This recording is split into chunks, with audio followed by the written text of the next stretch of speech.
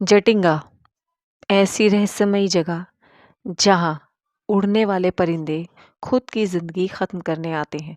यह बात कुछ और है, क्योंकि अब तक इस बात से कोई पर्दा नहीं उठा पाया है कि असल में जटिंगा में होता क्या है। जटिंगा आसाम का एक ऐसा हिस्सा है जहां परिंदे खुदकुशी करते हैं। चलिए आगे इस कहानी के थ्रू जानते हैं आखिर वहां होता क्या है। निश्चित स्थान पर परिंदों के झुंड पहुंचते हैं और एक निश्चित स्थान पर खुदकुशी कर लेते हैं।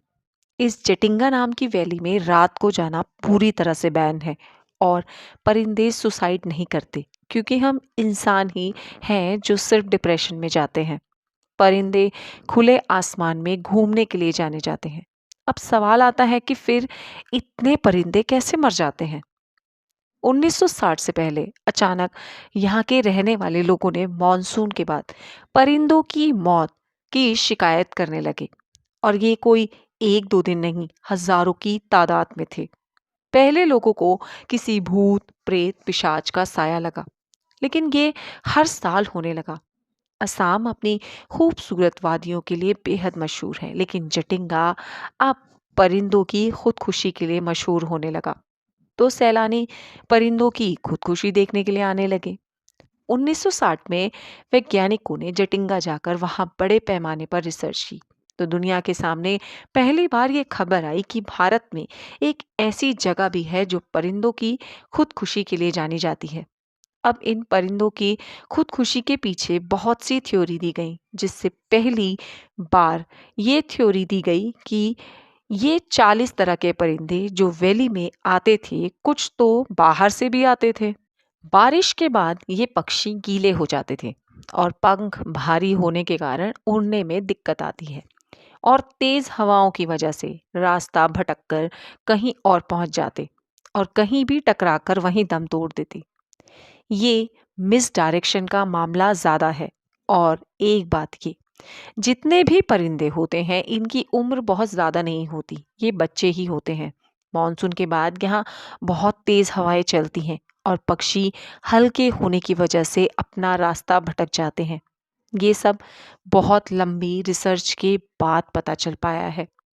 जटिंगा में बांस की खेती होती है, तो कटीले होते हैं बांस के ऊपर कांटे।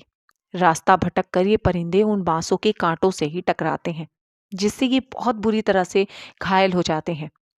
ये एक मास सुसाइड नहीं है, बल्कि हर साल होने वाला हादसा है, जिससे हजारों की तादाद में पक्षियों की मौत होती है।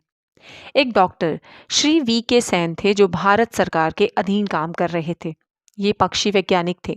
इनको भारत सरकार ने जटिंगा भेजा और सच्चाई का पता करने के लिए कहा।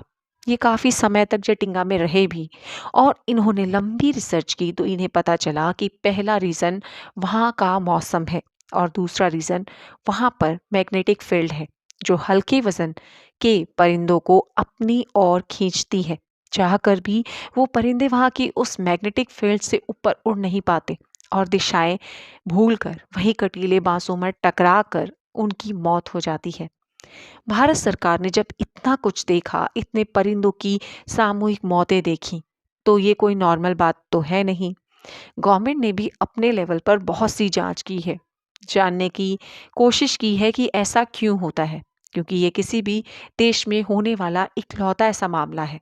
तो यहाँ परिंदे आत्महत्या करने नहीं, ये प्राकृतिक तौर पर उनका कब्रिस्तान बन गया। ना चाहते हुए भी उनकी मौत यहाँ हो रही है।